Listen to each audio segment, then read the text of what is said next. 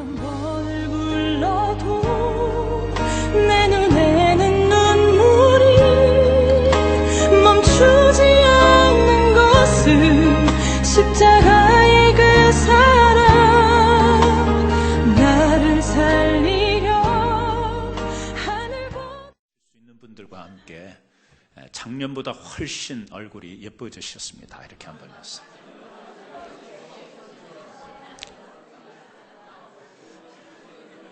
한 번 더 인사하세요. 보톡스가 필요 없겠습니다. 그렇게 한번 했어요.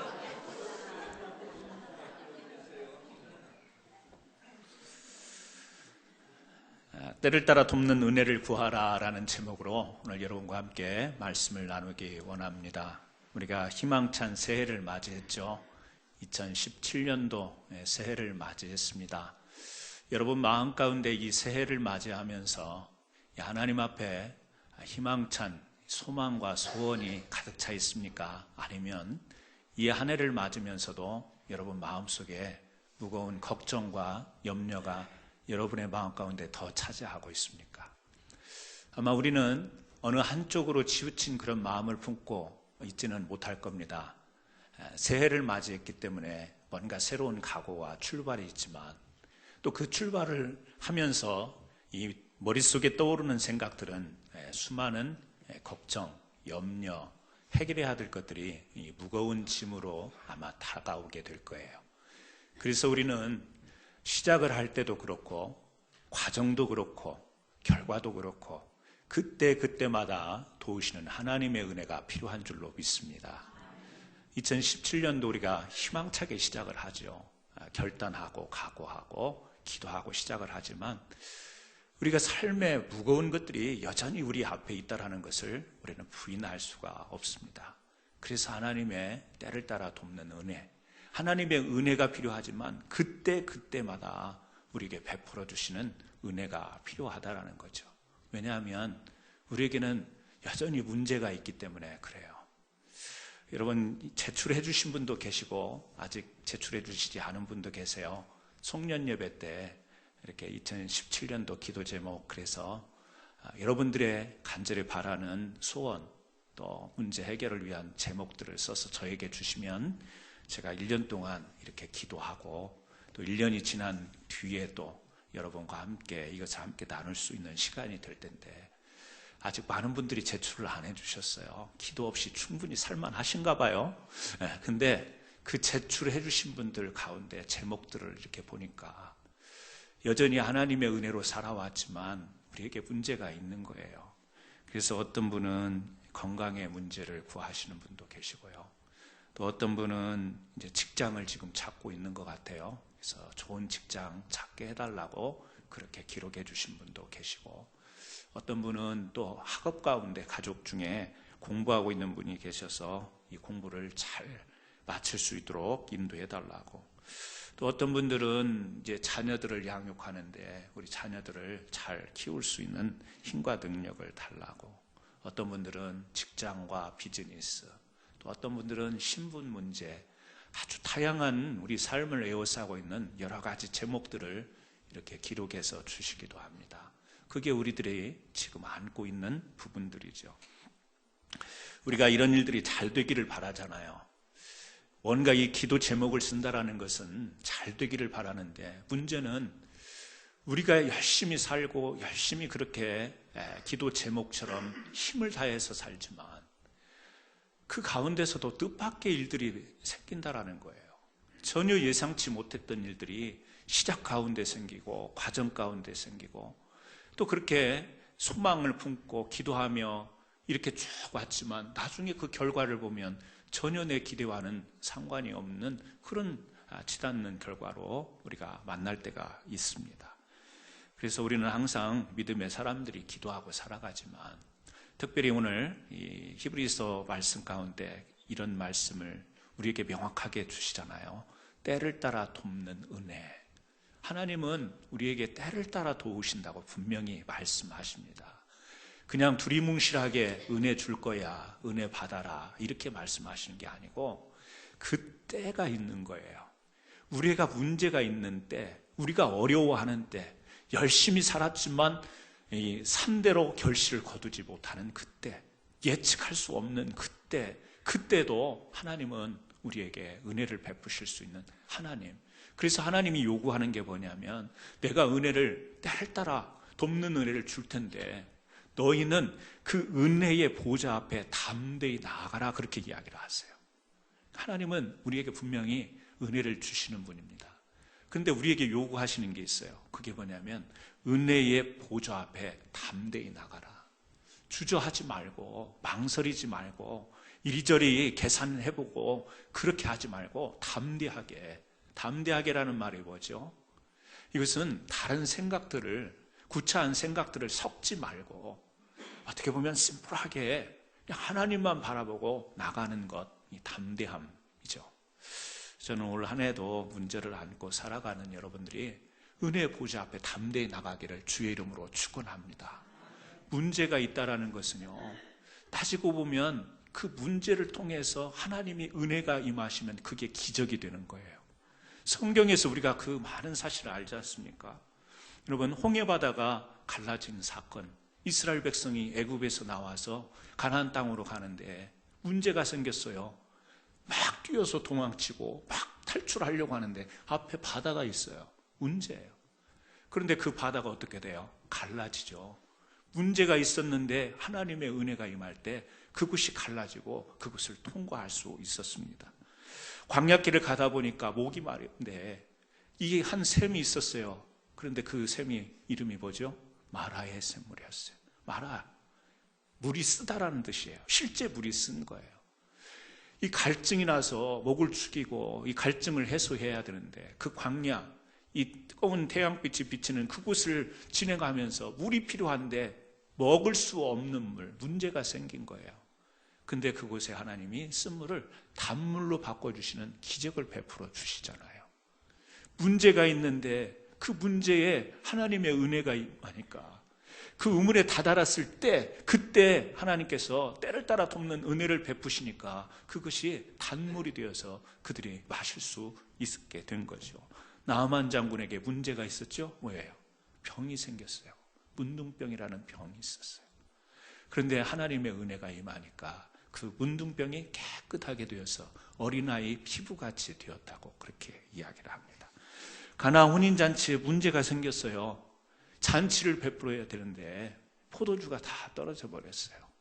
그때 주님께서 도우시니까, 은혜를 주시니까 물이 포도주로 변하는 기적이 일어났습니다. 여러분, 우리가 이 새해를 맞이하면서 소망도 있고 또 소원도 있지만 한편으로 무거운 문제들이 우리에게 있는데, 여러분, 이 문제를 하나님의 은혜로 잘 덮으면요 기적이 된다는 사실을 믿으시기를 바랍니다. 그래서 우리는 믿음의 사람들은 소망이 있는 거예요. 그래서 문제가 있는데도 하나님께 감사하고 기뻐할 수 있는 거예요. 항상 어떻게 기뻐해요? 기뻐할 수가 없죠. 문제가 있는데 어떻게 기뻐해요? 그런데 우리 마음속에 그 기대가 있는 거예요. 문제를 넘어선 하나님의 은혜가 임하면, 때를 따라 임하시는 그 은혜가 있으면 그것이 나에게 기적이 된다라고 하는 사실이죠. 여러분, 문제만 있는 게 아니라 우리에게는 고통이 있어요. 그래서 때를 따라 돕는 은혜가 필요해요.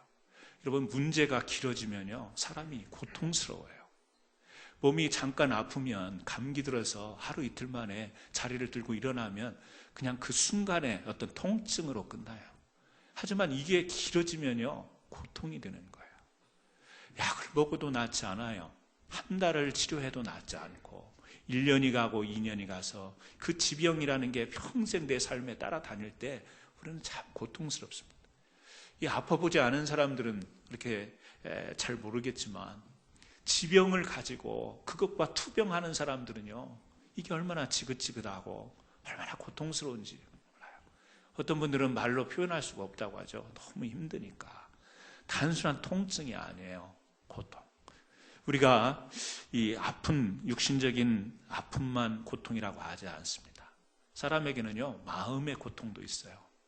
그냥 오늘 속상했다가 잠시 감정이 상했다가 기분이 안 좋았다가 가라앉는 이게 아니라 내 마음속에서 계속 지워지지 않는 이 통증이 있는 거예요. 두고 속상한 거예요. 자식 때문에 두고두고 속상한 사람, 평생 동안에 이 짐이 되는 고통을 안는 사람도 있고요. 사람 관계 속에서 어떤 문제로 자신의 어떤 결정적인 실수 한 번으로 자기 평생 동안에 마음의 고통을 느끼는 사람도 있죠. 이런 고통이 우리 사람에게 살다 보면 있습니다. 하지만 성경을 통해서 우리가 발견하는 것은 인생에는 늘 역설이 있다라는 거예요. 이 고통이라고 하는 것도 하나님은 우리에게 때를 따라 그것을 통해서 우리에게 은혜를 주시고 우리로 하여금 새로운 삶을 살아갈 수 있는 마음과 결단을 하게 한다라는 거죠. 여러분, 요셉이라고 하는 사람이 너무 억울해요. 형제들에게 팔려가서 또 그 보디발의 집에서 억울하게 감옥에 가요. 감옥에 가서 얼마를 삽니까? 2년이라는 시간을 살아요. 잠시 며칠 아니면 한 달 정도 억울하다. 그래서 감옥에 가서 잠깐 감금되어 있으면 그것도 고통스럽지만 여러분, 아무런 잘못도 없고 정직과 진실로 하나님 앞에 죄 짓고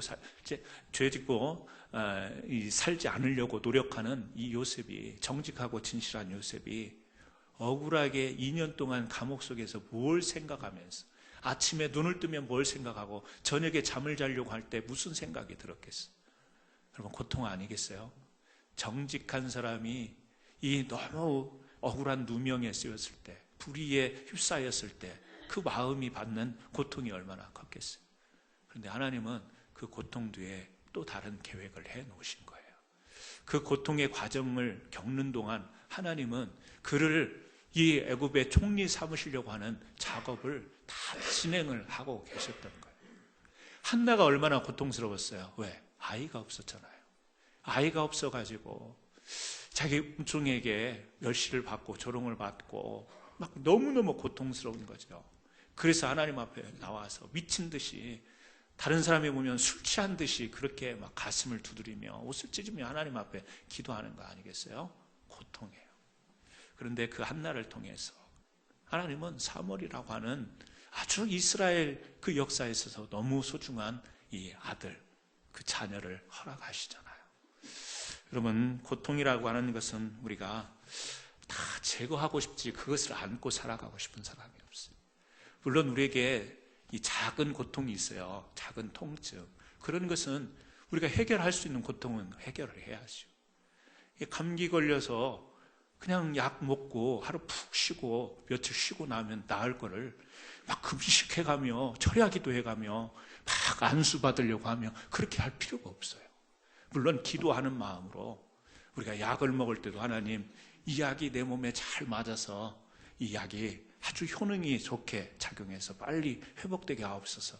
우리가 약을 먹으면서도 기도하긴 하지만 작은 고통들은요, 우리가 그때 해결하면 되는 거예요.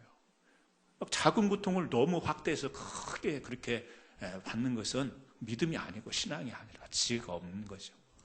막 감기 걸렸는데 막 며칠을 금식기도 하는 거 앞뒤가 안 맞잖아요. 그런 것은 그냥 해결하는 거예요. 있는 것으로 해결하고. 그러나 사람에게 존재론적인 고통이라는 게 있어요. 이거는 우리가 벗어날래야 벗어날 수 없는 고통. 마음의 고통, 심리적 고통, 생활의 압박의 고통, 육신의 고통. 더 나아가서 가장 큰 고통은 영적인 고통이에요. 이 영적인 고통이 해결이 안 되면 사람이 넉넉함이 있고 잘 사는 것 같아도 행복하지 못하는 거예요. 그래서 그 고통을 우리는 하나님께 구해야 되는 거예요. 하나님, 지속된 문제가 있습니다. 하루아침에 끝나지 않는 나의 문제를 안고 하나님 앞에 나아갑니다. 때를 따라 돕는 은혜로 하나님, 그 때가 언제일지는 모르지만, 내가 이 고통으로부터 자유롭게 될 때가 언제인지는 모르지만 그 은혜의 보좌 앞에 하나님의 은혜를 구하며 나아갑니다. 이 간구가 저와 여러분에게 있어야 될 줄 믿습니다. 우리가요, 때를 따라 구하는 이 은혜, 이게 왜 필요하냐면 한 가지 더 생각해 보면 부족함이 있기 때문에 그래요. 부족함이 있기 때문에. 여러분, 우리가 부족함 때문에 오는 어려움들이 많이 있습니다. 삶의 부족으로 인해서 우리가 늘 아쉬워하고 안타까워하고, 조금만 더 있으면 좋겠는데, 조금만 더 채워지면 좋겠는데, 그래서 만족이 안 되는 이 늘 마음 우리 한 구석에 서운한 마음들, 자기 자신과 환경과 상황에 늘 마음이 서운한 생각이 들 때가 있죠. 그러다 보면 자꾸 이 부족함 때문에 바라보게 되는 것이 남을 바라보게 돼요. 저 사람은 가졌는데, 저 사람은 나보다 조금 더 있네, 저 사람은 내가 없는 게 있네, 자꾸 비교하게 돼요. 그럴수록 자기는요 더 불행해지는 거예요. 행복할 수가 없는 거예요. 인생의 행복은, 여러분, 이 말을 여러분들이 동의하실지는 모르겠지만 이 철학자가 한 말이에요. 플라톤이 한 말입니다. 사람에게는 조금 부족한 것이 있을 때 행복한 것 같다, 이런 이야기를 해요. 철학자니까 혼자 많이 사색을 했겠죠. 생각을, 사유를 많이 했겠죠. 그래서 플라톤이 행복의 5가지 조건을 이렇게 이야기를 해요.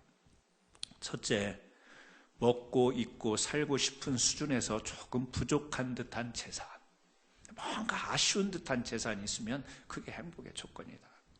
둘째, 모든 사람들이 칭찬하기에 약간 부족한 용모.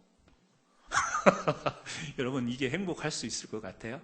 사람들이 볼 때, 저 사람 조금 생긴 게 2% 부족해, 그런 말 들을 때, 나 행복해, 여러분 그럴 수 있어요? 저 못 견딜 것 같은데, 그죠?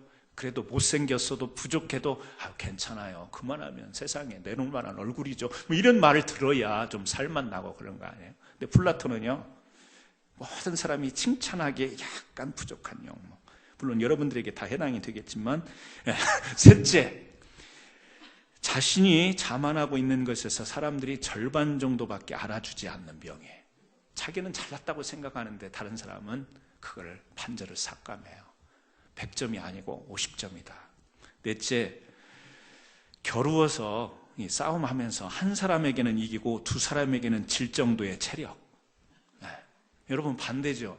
그래도 두 사람은 뒤엎고 한 사람한테 질 정도면 내가 그래도 손해는 아니다고 생각할 텐데, 한 사람은 이기고 두 사람에게 질 정도의 체력. 다섯째, 연설을 듣고 청중의 반은 손뼉을 치지 않는 말솜씨. 그러니까 제가 설교를 했는데 반절은 주무시고 반절은 아멘하고 그러는 거예요. 근데 그게 행복할까요? 다 100% 아멘 해야 제가 행복하지, 반은 주무시고 계시고 반은 아멘하면 행복하지 못할 것 같은데. 근데 플라톤은 왜 이 부족함이 행복의 조건이라고 이야기하냐면, 부족한 그 자체가 행복이 아니라 약간 모자라서 그것을 채우려고 노력하는 과정이 바로 행복한 것이다, 이 이야기를 하는 거예요. 부족한 그 상태가 행복한 게 아니고, 부족해서 그걸 채워보려고 우리 사람들이 노력하잖아요. 이거 조금만 더 노력해서 이만큼 돼야지, 내가 조금만 더 고생해서 이 정도에 올라야지 하는 그 노력하는 과정이 행복한 것이다. 플라톤은 그 이야기를 하고 싶은 거죠. 철학자지만 일리 있는 이야기예요. 우리 사람이 살아가면서 모든 것 다 100% 만족한다, 이런 사람이 물론 있을 수 있겠으나 얼마나 될까요? 살아가면서 늘 부족해요. 더군다나 우리가 살아가면서 세상에 살아가는 삶에 둘러있는 많은 것이 부족하고, 특별히 신앙인들이기 때문에 우리가 영적인 부분도 많이 부족해요. 바울은 우리에게 자족하라고 그런 말을 해요.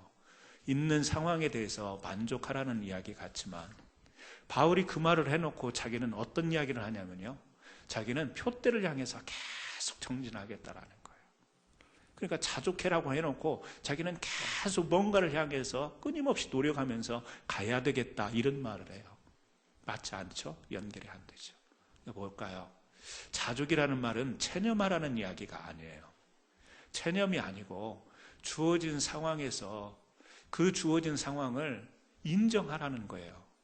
내게 이런 형편이 있는 것을 인정하라는 거. 아니야, 내 삶은 이런 게 아니야, 내가 이러려고 세상에 태어난 게 아니야, 이게 실제 내 모습은 아니야, 인정하지 못하는, 그래서 막 자기 스스로 갈등하는 사람들이 있는데, 그 주어진 상황과 환경을 어떻게 하라? 인정하고.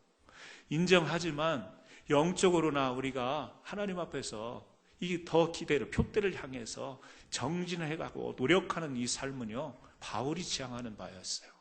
그러므로 이 자족이라는 말, 그 속에서 불평하고 인정 못하는 그것이 아니라 주어진 사실을 인정하지만 더 나은 하나님이 우리 인생 가운데 주신 사명이 있잖아요. 그 사명, 그 표대를 향해서는 바울처럼 계속해서 정진해 나가는 노력이 우리에게 필요한 거죠.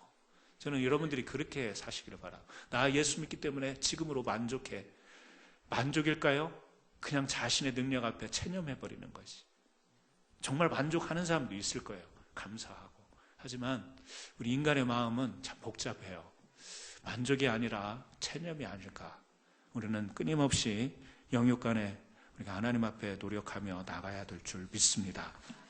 여러분, 우리가 이렇게 문제가 있고 또 고통이 있고 부족함이 있기 때문에 우리가 은혜의 보좌 앞에 나가야 되는 거예요. 그래서 우리가 마가복음 7장에 보면 귀머거리, 혀가 어눌한 자의 이야기가 나와요. 예수님이 그에게 와서 그 듣지 못하고 이 막혀있는 것을 뚫어주시는 은혜를 주세요. 이 혀가 어눌해서 말을 제대로 못하는데 하나님께서 그 혀를 풀어주셔요. 그래서 제대로 이야기할 수 있도록 하나님이 그 아픈 사람을, 그 병중에 고통당하고 그 오랜 세월 동안에 고통당하고 그 육신의 부족함이 있잖아요. 정상적이지 않잖아요. 그것을 하나님이 정상적으로 회복시켜준 이야기가 나옵니다. 어디 이야기만 나와요? 신약성경에 예수님께서 많은 병자를 고치시고 많은 연약한 자를 이렇게 세워주신 이야기들 다 보세요. 문제가 있었잖아요. 다 고통 가운데 있었잖아요. 다 뭔가 결핍되고 부족한 것이 있었잖아요. 그런데 주님이 그때 나타나셔서 그 지나가는 길에 그들이 또 찾아와서 그때 주님과의 만남을 통해서 막힌 것을 뚫어주시고 이 어눌한 것을, 풀리지 않은 것을 풀어주시는 은혜를 베풀어 주심으로 하나님께서 기뻐하시는 모습이 무엇인가? 바로 육신의 한계가 있지만 하나님 앞에 나와서 영적인 자유함을 얻는 이 구원의 은혜를 누리도록 하시는 이 은혜를 하나님께서 베푸시잖아요. 여러분, 우리의 삶의 문제만 가지고 은혜를 구해서는 안 됩니다. 영혼이 잘된 같이 범사가 잘 되도록 우리 영혼이 하나님 앞에 은혜를 구하고 그 은혜를 구하는 가운데 하나님께서 우리의 모든 범사에 놀라운 축복 기적으로 임해 주셔야죠. 우리가 살아가는 삶이 평탄치 않습니다. 하이웨이, 고속도로 빨리 가라고 만든 길이지만 여러분, 고속도로를 가도요, 어떤 때 보면 1시간, 2시간 서 있어야 되는 때가 있어요. 빨리 가라고 만들어는, 스탑하지 말고 가라고 하는 도로를 만드는 거예요. 그런데 그 길을 가도, 고속도로를 가도 막힐 때가 있어요. 정체될 때가 있고 뜻하지 않게 서 있어야 될 때가 있어요. 우리 인생이라는 게 하나님께서 정말 하나님의 영광을 위해서 살아가고 이 땅에 사명으로 살아가라고, 믿음으로 살아가라고, 기쁘게 살아가, 즐겁게 다스리며 살아가라고 주신 인생의 길이지만 어느 때 예측할 수 없게 딱 서서 2시간, 3시간, 1년, 2년, 3년, 10년을 멈춰서는 이 답답한 상태에 놓일 때가 있다라는 거예요. 그럴 때는 우리가 곰곰이 하나님 앞에서 우리의 삶을 생각해 봐야 되는 거예요. 성경은 생각이라는 말을 우리가 묵상이라는 말, 상고, 다양한 표현을 해요. 그 말은 뭐냐면요, 하나님을 통해서 그 문제를 한번 바라볼 줄 알아야 된다라는 이야기. 그냥 생각, 단순한 우리 두뇌로 머리를 굴려서 하는 게 아니고 하나님을 통해서 그 문제들을 바라볼 수 있는 것이 필요하다라는 거예요. 올 한 해에도 여러분이 안고 있는 문제가 있을 거예요. 고통이 있을 거고 부족한 게 있을 거예요. 아니, 또 올 한 해 가다가 덜컥 그런 것들이 생길 수가 있을 거예요. 이때는 우리가 먼저 하나님의 은혜를 구하면서 우리 자신들이 은혜의 보좌 앞에 담대히 나가면서 어떤 자세로 나가야 될까? 첫째는 하나님의 말씀을 듣지 않아서 이것이 막힌 것이 아닌가, 이 생각을, 우리 자신을 돌아보는 게 필요하다라는 거예요. 누가복음 1장에 보면 사가랴가 등장해요. 하나님의 천사가 그에게 나타나서 예수님이 이 땅의 만왕의 왕으로 오실 것을 이야기를 해요. 그런데 이 사람이 믿지를 못하는 거예요. 그랬더니 어떻게 되죠? 누가복음 1장 20절에 보라, 이 일이 되는 날까지 네가 벙어리가 되어 능히 말을 못하리니 이는 내 말을 네가 믿지 아니함이거니와 때가 이르면 내 말이 이루리라 하더라. 하나님이 주신 말씀인데 어떻게 이 동네에서 이 만왕의 세상을 구할 메시아가 올 수 있냐, 마음으로 믿지를 못하니까 순간 벙어리가 되어버린 거예요. 뭐죠? 그 사람에게 문제가 생긴 거예요. 그러면서 주신 말씀이 뭐예요? 왜 안 믿냐 그 말을. 안 믿음으로 인하여서 너에게 답답하지? 말 못하니까 얼마나 답답할 거예요. 문제가 생겼죠. 여러분, 남의 이야기가 아니라 우리 이야기일 수 있습니다. 내가 하나님 말씀을 안 들은 게 뭐가 있어? 내가 주일날 와서 예배도 듣고 설교도 다 듣고 내가 이렇게 하나님 말씀대로 살아가려고 하는데, 겉으로 생각해 보면 그렇죠. 점차 깊이 내 안으로 들어가 보면 내 이 마음속 깊은 곳에서 정말 하나님의 말씀을 믿음으로 내가 붙들고 살아가는가. 그 믿음으로 받지 못할 때 하나님이 다시금 그 믿음을 회복시키고자, 그 믿음을 깨닫게 하시고자 뭔가 나로 하여금 부족하게 만드시고 또 막히게 만드시고 꼬이게 만드시고 답답하게 만드시고 문제되게 만드신 것은 없는가 돌아볼 줄 아는 지혜가 필요하다라는 거죠. 요나도 그런 거 아니었어요? 하나님의 명령을 받고 니느웨 성으로 갔어야 돼요. 다른 민족이지만 하나님의 뜻을 전해야 했어요. 근데 그 민족이 너무 미우니까 하나님의 말씀대로 가지 못합니다. 다시스로 가려고 했죠. 어떻게 됐어요? 문제가 생겼어요. 배가 뒤집히려고 하고 결국에는 자기가 물에 던져지는 이런 일을 만나게 돼요. 사망의 음침한 골짜기에 놓이게 되어버렸죠. 하나님이 깨닫게 하시잖아요. 하나님이 열방을 향한 하나님의 마음을 이 요나를 통해서 전하시잖아요. 그때 회개합니다. 회개하고 그때 다시 이제 모든 상황이 정상적인 상황으로 돌려져서 그곳에서 하나님의 메시지를 전하게 돼요. 여러분, 우리가 다는 아니에요. 다는 아니지만 혹시 우리 삶 가운데 뭔가 막혀있고 문제가 되는 것 가운데 내 믿음이 흔들리거나 내 믿음이 하나님 앞에 온전하지 못해서 하나님이 더 시간을 가지고 나의 믿음을 더 굳건한 믿음, 세상의 어떤 상황 앞에서도 흔들리지 않는 믿음으로 나를 세우기 위해서 주시는 어려움일 수 있습니다. 그때 우리가 빨리 깨닫고 하나님의 은혜 보좌 앞에 나아가 하나님 다시금 믿음을 가지고 다시금 믿음으로 주님 앞에 나가기를 원합니다. 이 고백이 있는 저와 여러분 되기를 주님의 이름으로 부탁을 드립니다. 두 번째는요, 뭔가 길이 막혔다고 생각할 때 하나님이 길을 막으셨다고 생각이 들 때가 있을까요? 누가 뭐라고 이야기 안 했는데도 하나님께서 지금 나를 이렇게 훈련시키는가 보다, 하나님께서 나를 연단하시는가 보다, 이런 생각이 들 때가 있어요. 그때는 여러분 소망적인 생각을 하세요. 기적을 생각하세요. 기적을 바라보세요. 하나님은 우리가 소원하는 것을 막으실 때가 있습니다. 원치 않는 고난을 허락하실 때가 있어요. 그때 분별을 잘해야 돼요. 그때 낭망해버리면 우리는 하나님의 기적을 맛볼 수가 없습니다. 막으실 때 이게 분명히 내가 믿음으로 나갔고 하나님의 말씀대로 순종하려고 했는데 뭔가 막힐 때는 하나님이 지금 다른 길을 마련해 놓고 있다는 사실을 우리가 굳건한 믿음으로 받아들여야 된다고 하는 사실입니다. 하나님이 문을 닫으실 때 다른 문을 열어놓으신다는 사실을 여러분 분명히 믿으셔야 됩니다. 여러분 요셉도 그랬고 성경에 나오는 많은 인물들이 그래요.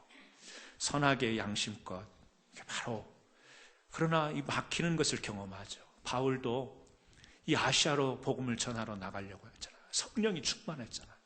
영혼에 대한 사랑이 충만했잖아요. 세상 다른 것은 분토만도 못하게 여겨버리고 오직 자신의 부르심을 향해서 복음 들고 영혼들을 전도하기 위해서 아시아로 가고자 했는데 하나님이 막아버리잖아요. 그리고 어디로 가게 해요? 마게도냐로 가게 만드시잖아요. 하나님, 내가 그동안에 준비한 건 뭡니까? 하나님, 다른 사람들은 다 자기 살기 바쁜데 결혼하고 가정 꾸미고 자식들 키우고 나는 홀로 단신으로 하나님의 복음만 위해서 아시아로 가겠다고 하는데 왜 막으십니까? 열받아서 못하겠네요. 안 해버리고 싶네요. 막 이런 마음 막 일어날 수 있잖아요. 폭발하는 감정이 있을 수 있잖아요. 막으셨어요. 하나님이요. 하나님이 바울이 원하는 것을 막으셨어요. 그런데 다른 길을 열어놓으신 거예요. 어디? 유럽의 길을 만들어 놓은 것이에요. 마게도냐를 열어놓은 것인 거예요. 오히려 이 마게도냐로 가서 나중에 그 영향이 오히려 이 세계 복음, 땅끝까지 이르는 복음의 초석이 되는 귀한 역사적 사실이 된 것을 우리는 잘 알지 않습니까? 그래서요, 우리가 때로는 여러분 이 막히는 게 있어요. 때로는 결핍이 있고 때로는 문제가 있습니다. 그래서 그 강준민 목사님의 책에 쓴 내용 가운데 이분이 이렇게 이야기를 하더라고요. 하나님의 축복은 검은 보자기에 쌓여서 우리에게 전달된다. 하나님의 축복은 감옥이라는 검은 보자기, 결핍이라는 검은 보자기, 배신이라는 검은 보자기, 감당할 수 없는 문제라는 검은 보자기, 실패라는 검은 보자기, 절망이라는 검은 보자기에 쌓여 전달된다. 이런 내용이에요. 검은 보자기, 음침하잖아요. 뭔가 부정적인 것 같잖아요. 근데 그것을 통해서 우리에게 하나님은 뭔가 다른 새로운 은혜를 예비하시고 채워주시는 하나님. 그래서 우리가 하나님 말씀대로 살려고 하고 믿음으로 살려고 하고 주님 뜻대로 살려고 하는데도 막힐 때는 여러분 또 다른 하나님의 그 예비하신 길이 있다는 사실을 가지고 오히려 그때 더 힘을 내시고 하나님 내가 눈에 보이지 않지만 하나님 예비하신 것을 생각할 때 기대가 됩니다. 흥분이 됩니다. 소망이 생깁니다. 이렇게 은혜의 담대한 보좌 앞에 나가서 하나님 그것이 무엇입니까?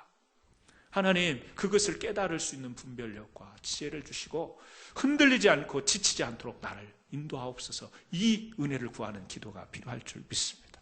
저와 여러분에게 그런 은혜의 구함이 있기를 바라고요. 마지막으로 열리고 풀리고 막혀있고 닫혀있을 때 열고 푸는 것은 내가 할 수 있는 게 아니에요. 누가요? 하나님께서 하실 수 있는. 여러분 간혹 제가 교회를 와서도 간혹 새벽에 깜깜할 때 장로님이 일찍 오시고 다른 분들이 일찍 오셔서 문을 여실 때가 있지만 어쩌다가 제가 실수로 일찍 온 때가 있어요. 그래서 키로 문을 딱 열려고 하면 이게 문이 안 열려요. 얼마나 짜증나는지 몰라요. 이게 잘 열리던 게 안 열려. 그래서 이제 그 셀폰 가지고 빛을 비춰서 딱 보면은 3번 키 해야 되는데 4번 키를 넣고 막 돌린 거예요. 젊어도 감각이 그렇습니다. 이게 둔감해져. 제가 넘버를 정해놨거든요. 현관문은 3번. 그러면 3번 키를 놓고 돌려야 이게 쉽게 열리는데 깜깜하니까 대충 비슷한 감각으로 제 감각으로 4번을 넣고 돌리니 이게 돌아가야 말이지. 이거 평소에는 잘 열리던 문이 왜 오늘따라 아침부터 시험 들게 안 열리냔 말이에요. 나중에 보면 잘못 끼운 거예요. 여러분 키는 정확한 데 사용을 해야 됩니다. 다른 것은 두리뭉실하게 쓸 수 있지만 키는요 정확하게 써야 됩니다. 여러분 우리 인생에 막힌 문제 이것을 풀기 위해서는 정확한 키를 사용해야 돼요. 우리 답답한 문제를 해결하기 위해서는요 정확한 키를 사용해야지 자꾸 여기저기서 이 키가 좋다고 하는 것 같다가 아무리 해도 안 열려요. 우리가 우리의 인생의 문제, 우리의 영혼의 문제는 하나님으로부터만 풀 수 있는 거예요. 예수 그리스도 우리의 주인 되신 주님으로만 이 문제를 풀 수가 있는 거예요. 근데 우리는요 세상의 여러 가지 것들, 경험한 것들, 세상의 지식들 이런 것 갖다가 우리 인생의 문제를 풀려고 하잖아요. 이 사람의 힘 빌려보고 저 사람의 능력을 빌려보고 풀어보려고 하지만 안 맞다니까요. 우리가 쓸 수 있는 키가 아니라니까요. 저는 여러분들이 제발 키 좀 잘 사용하세요. 네. 저처럼 헤매는 일이 없이 키를 잘 사용해요. 하나님이 풀어주셔야 됩니다. 하나님이 닫으면 열 자가 없어요. 하나님이 열면 닫을 사람이 없어요. 그게 우리 요한계시록에 나오잖아요. 하나님은 어떤 분인가? 하나님이 열어버리면 아무리 힘을 다해서 닫으려고 해도 닫지. 하나님이 닫아버리면 아무리 힘을 해서 열려고 해도 열리지 않아요. 뭐예요? 하나님의 주권을 이야기하는 거. 인생의 주권이요. 나의 주인 되신 분의 그 모습을 설명한 거예요. 나를 향한 키는 누가 가지고 있어요? 내가 가지고 있는 게 아니에요. 내가 가지고 있는 내 인생을 내 키로 열 수가 없어요. 하나님이 열어주실 수 있습니다. 그래서 사랑하는 성도 여러분, 이 은혜의 보좌 앞에 나가야 돼요. 나를 너무 잘 알고 내가 닫혀있을 때 나를 풀어줄 수 있고 내가 닫혀있을 때 열어줄 수 있는 키를 가지신 그 하나님 앞에, 그 은혜의 보좌 앞에 여러분이 담대히 나가셔야 돼요. 성경에서 어원적으로는 다르지만 기도를 4가지로 이야기합니다. 기도, 그 다음에 간구, 그 다음에 중보, 도고, 그 다음에 감사. 이 네 가지가요, 기도를 의미해요. 기도는 우리가 잘 알잖아요. 기도, 간구, 중보, 감사. 기도는요, 하나님의 주권을 인정하면서 하나님을 높여드리며 하나님의 뜻을 구하는 기도가 기도예요. 간구는요, 우리의 필요가 있는데 그것을 하나님의 은혜로 좀 받았으면 좋겠다 해서 드릴 때 우리가 간구라고 합니다. 그리고요, 중보는 우리가 알듯이 내 문제가 아닌 내 주변에 있는 다른 사람을 위해서, 가족을 위해서 도구라고 하는데 중보 기도 있잖아요. 감사는, 여러분, 감사가 기도라는 사실을 우리는 이 성경적 용어를 통해서 알아야 돼요. 찬양이거든요. 찬양이 기도가 되는 거예요. 목사님, 나는 기도할 줄 몰라요. 기도할 줄 몰라요. 제발 기도시키지 마세요. 기도시키지 마세요. 그럼 찬양하세요. 찬양의 가사가 내 마음에 와닿고 내 마음을 하나님께 표현하면 기도가 될 수 있는 거예요. 네 가지인데요, 특히 오늘 우리가 말씀을 나누면서 구하는 건 간구예요. 하나님의 뜻을 구하는 기도, 내 뜻을 내버리고 하나님의 뜻대로 살겠습니다 하는 기도도 있지만, 오늘 우리가 나누는 이 말씀은 내가 막혀있고 내가 힘들고 어렵고 고통스러운데 하나님, 내게 필요한 것을 채워주옵소서 하는 간구를 우리가 지금 이야기하고 있는 거예요. 사랑하는 성도 여러분, 저는 여러분과 올 한 해 제가 오죽하면 기도 캠페인을 다 벌이겠어요. 그래서 우리 올해의 3대 실천사항, 여러분 뭡니까? 기억하십니까? 제가 매주 물어볼 거예요. 네, 매주. 제기, 매기, 토기, 그렇게 기억하세요. 제기, 매기, 토기, 이게 3대 실천사항. 제목 기도, 기도할 때 노트에다가 기록을 해서 자기 기도하는 것을 좀 남기고 잊지 말고 확인하면서 하라는 거예요. 매일 기도, 매일 기도하시죠? 믿습니다. 네, 믿습니다. 여러분을 믿습니다. 토요 아침 기도회가 있는데 이때 나와서 하는 기도는요, 합심 기도예요. 우리 모든 성도들이 함께 기도하는 거예요. 매일 기도는 여러분 혼자 하는 거고, 토요 기도는 합심으로 기도하는 거고, 제목 기도는요, 여러분이 이 기도에 이 간구를 잊지 말라고 항상 기억하며 기도하라고, 그렇게 3대 실천사항을 펼쳐요. 사랑하는 성도 여러분, 올해도 우리가 희망차게 나가지만 여전히 문제는 있습니다. 하지만 은혜의 보좌 앞에 담대히 저와 여러분이 나가기를 간절히 원합니다. 마지막으로 한 가지 더 당부하는 것은, 저는 여러분들이 왕같은 제사장이라고 하는 신약 성경의 이 말씀이 정확히 맞다고 생각합니다. 왕같은 제사장은요, 제사장이라는 말은 다리를 세우는 사람이라는 뜻이에요. 다리를 세우는 사람. 길드신 예수님을 만나도록 그 중간에 다리가 되어주고 길이 되는 역할을 우리가 해야 됩니다.